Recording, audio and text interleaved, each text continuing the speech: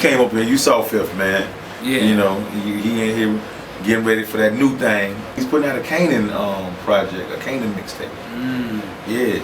Speaking of that, you know, do you watch Power? Yeah. No, I don't watch Power. I watched the last 3 episodes of the 2nd season. And how did you feel about it? It got me hooked. I should go back. A couple of my friends are in it. Really? Yeah, you know. Who your people is? My man Mari right there. Like he used to be a poet before he was anything. So we used to sit next to each other at the New Eureka Poets Cafe and like, you know what I mean? And go like, all right, what poem you gonna do? Son? He's like, I'm about to kill this shit either way. Like, you know what I mean? Like his poetry game was so unique and it exuded confidence. You know what I mean? Like he was amazing at that. Yo, what up? This is ALBe Back, and you are watching Thisis50.com. That's right, 50, half 100. Remember. And you like a son to me. I call you son because you shine like one. Ow!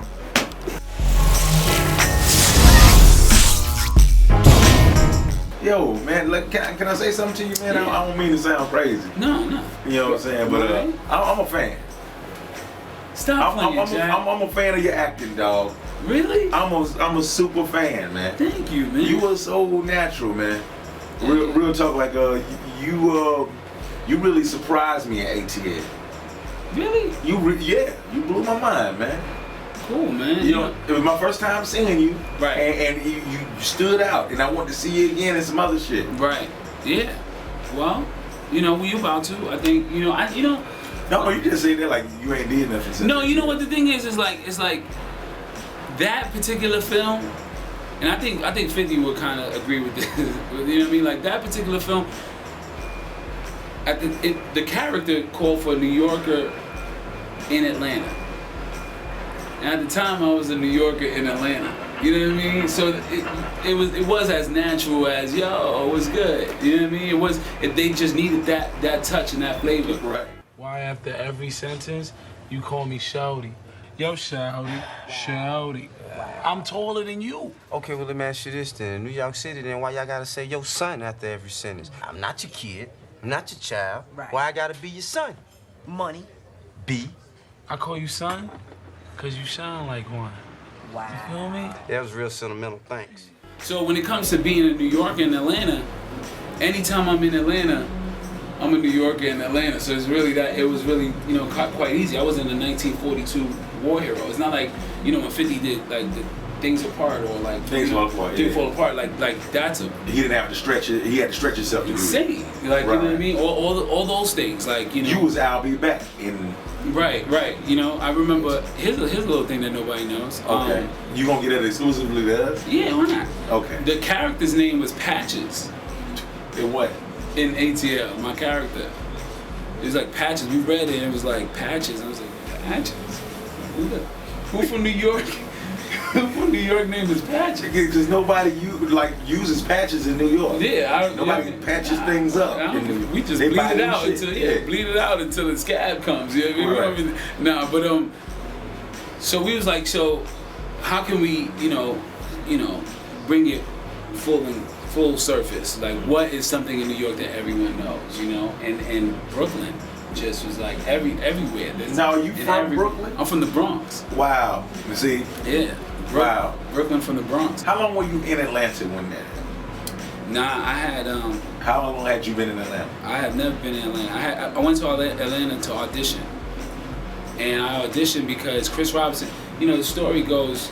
You know, you was telling me about how you heard. Right? Yeah, this is what he said. Yeah. Because I watched the behind the scenes of it. Oh, you did like research? Yeah. Oh my. Yeah, I really liked the movie, man. You know what? I know T.I. Yeah. I grew up around the Grand Hustle situation and shit, and I was wondering where was the auditions for this shit, and why the fuck? I just seen this nigga yesterday, and nobody said nothing. Right. I seen Chris Robinson like a couple video shoots ago. Right. Nobody said anything, and so I'm wondering, like, what am I missing what was I missing in everything? The reason why I'm not inside this film, and I take acting classes. So I went and watched. I don't even normally do no shit like that. Right. Watch the behind the scenes, and that's what it was. And I'm sorry, that was on. No, I wanted to hear about that. That's, that's your life story. I'm glad I was a part of this. Yeah. And I found out about you. Yeah. In the process of that, and it never left me. No, well, I was with Mos Def on the. He was shooting a GMC video commercial, and I used car commercial. Car commercial. True. That's wow. And so at the time, and y'all seen Bay, shout out to him, and he used to take me everywhere, just teach me, like just I'm just like a little brother, He always showed a lot of love to me, and I was with him. That's classic. And I saw Chris Robinson. Chris Robinson I think he was shooting something down the hall or whatever, and came over, and I knew Chris Robinson since I was 14 years old. Pun, I used to be with Pun everywhere. I was Pun's little man. I used to run to the store for Pun. I used to sleep in his attic, you know what I mean? And so Chris Robinson used to do Pun's videos. And so instead of, while everybody's shooting a video, everybody was like, oh, Pun, but I would see Pun later. So I wasn't hanging around Pun. I was like, I want to hang out with Chris. Like, right. I want to learn what you do. It was like, I think Don Cartagena video. If you go back, you can see, I got a Dolphins jersey. I'm like 14, and I was a PA. I was like, yo, can I help? So I was getting people stuff, and since I already knew the artist, I knew what they like, and everybody was having a good time. But I was too young to work on video sets, right? So the producers would fire me, and I just hold my head down like, yo, man. So they fired me, man. And Chris was like, don't worry, come back tomorrow. And he would always bring me back because he saw how inquisitive I was, how much I wanted to learn the craft. So, shouts to him because he didn't shoo me away. And Chris, was shooting ATL. It was called Jelly Beans at the time. And he said, I got an audition in Atlanta. Come down. I think you're perfect for this role. I invited him to my Def Poetry. I did Def Poetry on Broadway. Russell Simmons, Def Poetry. Yeah. You did that. Yeah, it's a poem called Super Negro. My skin can somehow allow me to see more cells than sand sea seashells. I can have the power to inject superhuman strength inside 2 generations ago. As she grips her purse tighter than she's ever gripped it before.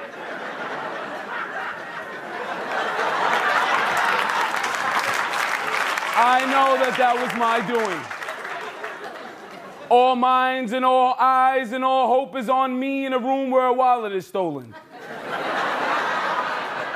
I can make you pick me for any sport.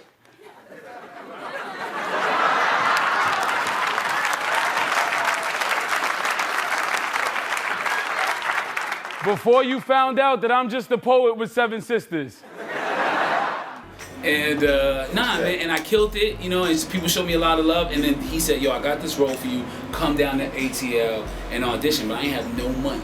Within the course of 35 hours, I was like, I went to sleep for like 3 hours, went back on the train, was like, yo, listen, New York, I ain't got no bread to get down to this audition, but I have a promising role, just hit my poem, and I didn't even know what auditions were. I never been in it at all, and he, New York paid for my ticket.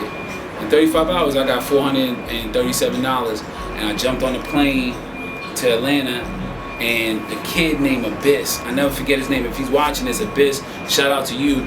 Abyss picked me up from the airport, allowed me to spend the night at his crib on his couch, and drove me to my audition. Where you meet him at? Def Poetry 2 weeks prior. And he didn't even, that's some Southern hospitality. He didn't have to do that. You know what I mean? He could have just been like, where the audition at? You know what I mean? and just been that guy himself. Instead, he showed me immense amount of love, gave me immense amount of confidence. Like, yo, you got it, G. And I was like, all right, I didn't know what it was. So when I got to the audition, hold on. So after you spend the night at his house, you don't see him anymore. No, he drove me to the audition and picked me up. Right, but after that, I haven't seen him. I looked for him too, Abyss. He's a poet. He's a deaf poet, an amazing poet, by the way. Wow. But interesting. So holla at me, Abyss. You know what I mean? But he definitely, I crashed at his crib, and it's all love. That's what he did it for. You know what I mean? Right. That's what it's all about. That's what it's all about. If you're looking to get something back, then that ain't love.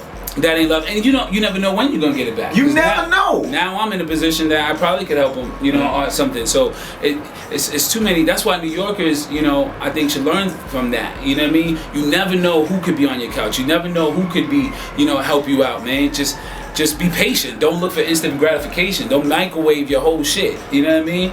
Like, some things got to be cooked, slow cooked. And he allowed that to happen. He didn't know if I was gonna get the part. No. I went into the audition room. And I never forget this, man. Kim Harden, who's all-time legend casting director. She did Hustle and Flow. She did, we could go on and on. The list is crazy, right? She goes, well, we didn't have the same sides. So I had different sides. I had sides that sides is when a breakdown of the script. So it's not the whole script, it's just a piece of it, of where they want you. But we had different ones, and the script was constantly changing. So she said, it's not fair for me to audition you on sides that I haven't been auditioning everybody else on. I'm not really, do you know a poem? Oh, shit. You talking about godsend. I know a poem.